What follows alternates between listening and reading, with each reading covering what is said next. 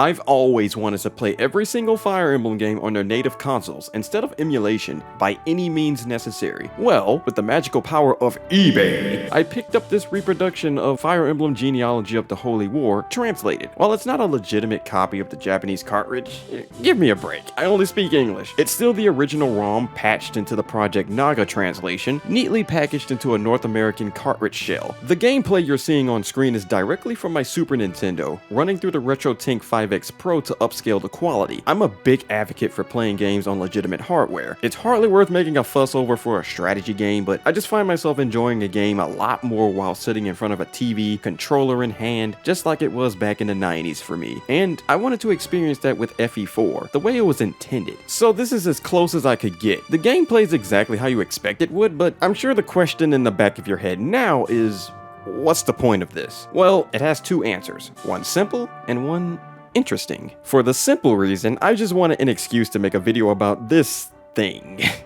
But we'll get into the specifics of it later, as all you need to know for now is that I wanted my FE4 experience to be on the OG console, and for both this channel and my Magnet Zero channel, I've switched back to original hardware for my videos. Doesn't matter as much here compared to over there, but I just wanted to stay consistent with my preferences going forward. Now, for the second, more interesting reason, I wanted to finally have a completed playthrough of FE4 under my belt, and not only do I want to achieve that on OG hardware, but I also wish to provide you all with a genealogy story essay type of video while it's still fresh in my mind. I genuinely find enjoyment in the idea of breaking down the entire story into one big analysis. FE4 has arguably one of the deepest and darkest stories in the series, even when you omit the supplementary material not in the game, and it feels like a necessity for me to weigh in with my take as someone who discusses and has opinions on story and characterization. Because yeah, truth be told, I've never finished this game. There are multiple reasons as to why, but I'll narrow it down to just the most important one: spoilers. I really don't like spoilers, but in all honesty, the FE community and intelligent systems themselves are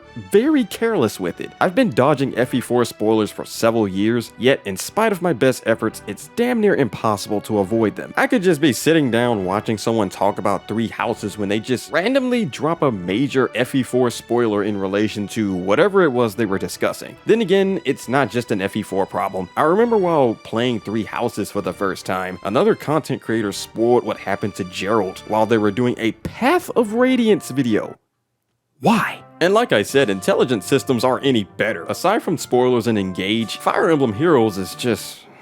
my god, do I even need to explain myself here? They're actually worse than the fan spoilers. I don't know how the hell they did that. I don't care how old a game is, a spoiler is a spoiler, and it feels disrespectful to people who wish to engross themselves into games like FE4 completely blind. It can really lower my drive to play it when I already know what's going to happen, especially when you've got a game with ridiculous sized maps that can fit 3 to 4 typical Fire Emblem chapters into one. It's super daunting. As petty as this all may sound, the spoilers really made me drag my feet with this game. Story is really important to me. To better understand what happened to me in FE4, compare it to this. It's like someone recommending a book for me to read, only to gradually spoil me on all of its biggest plot points before I can even read page 1. Do you think I'm going to read the book after that? But once I got this cartridge, I just had the urge to give it another try. One final time.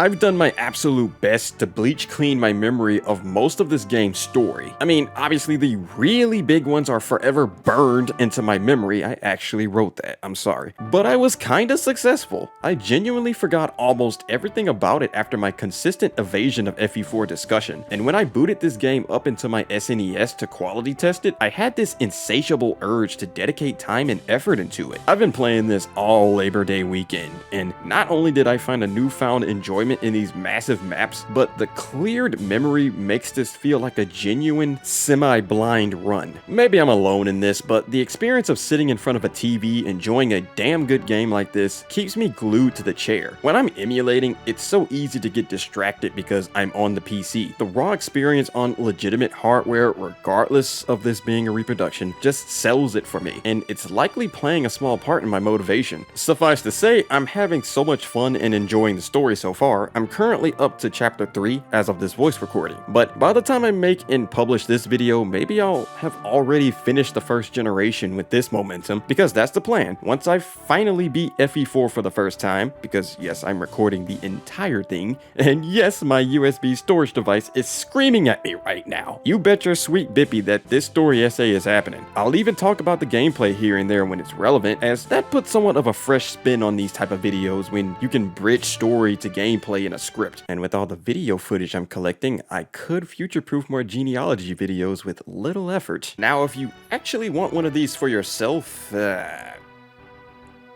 be warned.